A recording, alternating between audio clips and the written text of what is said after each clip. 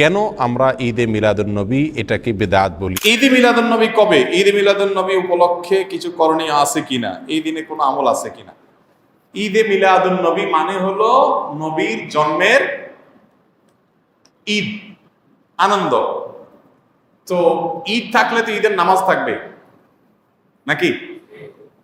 তো 12 রবিউল আউয়ালকে যদি আমরা ঈদে মিলাদুন্নবী বলি, তাহলে ঈদ তিনটা হলো, ঈদ উল ফিতর, ঈদ উল আজহা আর ঈদে মিলাদুন্নবী। তাহলে ঈদ উল আজহা, ঈদ উল ফিতরের তো নামাজ আছে আমরা জানি, ঈদে মিলাদুন্নবীর নামাজ কখন আছে? কোনো নামাজ নাই। তো বোঝা গেল যে আসলে ঈদে মিলাদুন্নবীর নামে কোনো ইবাদতের উপলক্ষ, কোনো অকেশন ইসলামের শরীয়তে কোথাও নাই।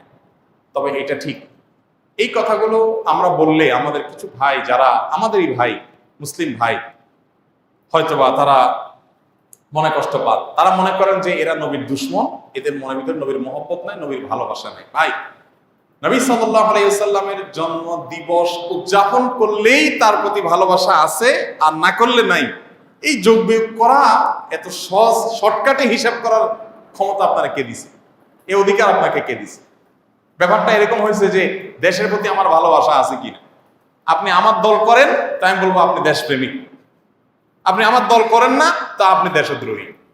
ব্যাপারটা সেরকম হয়ে গেল না ভাই? আমার দেশপ্রেম জাহির করার জন্য আপনার দল করে তাই প্রমাণ করতে হবে, এটা যেরকম অযৌক্তিক, ঠিক একইভাবে নবী করিম সাল্লাল্লাহু আলাইহি সাল্লামের জন্ম দিবস উদযাপন করে তার প্রেম, তার ভালোবাসা জাহির করতে হবে, এটাও এরকম অযৌক্তিক। দেখুন, আমরা একটু ঘাটাঘাটি করি ভাই। আজকাল তো আলহামদুলিল্লাহ অনেক সহজ হয়ে গেছে। আপনি একটু অনলাইনে একটু সার্চ দেন, জন্মদিবসের জন্ম কবে, জন্মদিবস উদযাপনের জন্ম কবে। পৃথিবীতে জন্মদিবস উদযাপনের এই কালচার, এটারও তো জন্ম হয়েছে নাকি? নাকি আদম আলাইহিস সালাম থেকে শুরু হয়েছে? এটাও তো শুরু হয়েছে। একটু ঘাটাঘাটি করে দেখেন, আপনি অবাক হবেন। খ্রিস্টানরা পর্যন্ত তাদের ধর্মীয় ভাবে জন্মদিবস উদযাপন করাটাকে তারা নিষিদ্ধ করেছে। আমরা যেরকম ফতোয়া দেই না, খ্রিস্টানদের ধর্মের মধ্যে ফতোয়া আছে জন্মদিবস উদযাপন করা যাবে না। কারণ এটা যারা করেছে পেগানরা, প্রকৃতি পূজারীরা, তাদের সাথে বিশ্বাসগত বিশাল সংঘর্ষ আছে। কাদের? খ্রিস্টানদের।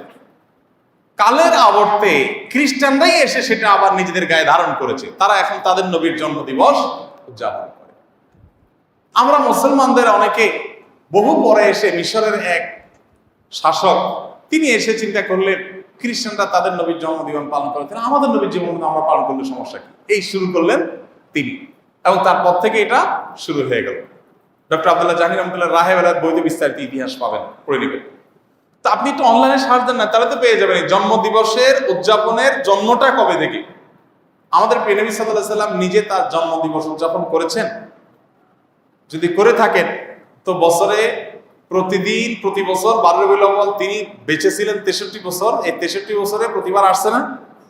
উনি ওনার জন্মদিবস উপলক্ষে এই যে র্যালি বের করা, জশ্ন জুলুস করা বা যাই করি আমরা, উনি কিছু করছেন কিনা?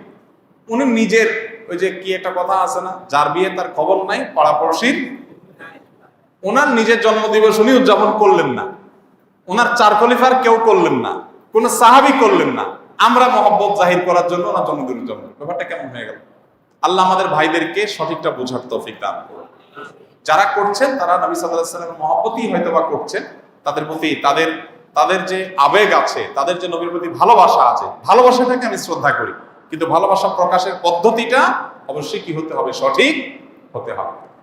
অতএব ঈদে মিলাদুন্নবী নামে আলাদা কোনো অকেশন, ইবাদত হিসাবে এরকম কোনো কিছু শরীয়ত রাখে না, এবং এটা না সাহাবায়ে কেরাম, খুলাফায়ে রাশিদিন কারোর মধ্যে এর কোনো নজির ছিল।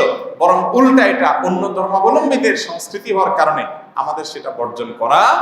একই দিনের জন্ম, একই দিনের মৃত্যু, এটা যদি ধরে নেই, তাহলে তো দিনের অর্ধেক হাসা উচিত আর অর্ধেক কাঁদা উচিত। অর্ধেক আপনি ঈদ পালন করেন, উৎসব পালন করেন, আর অর্ধেক কান্নাকাটি করেন।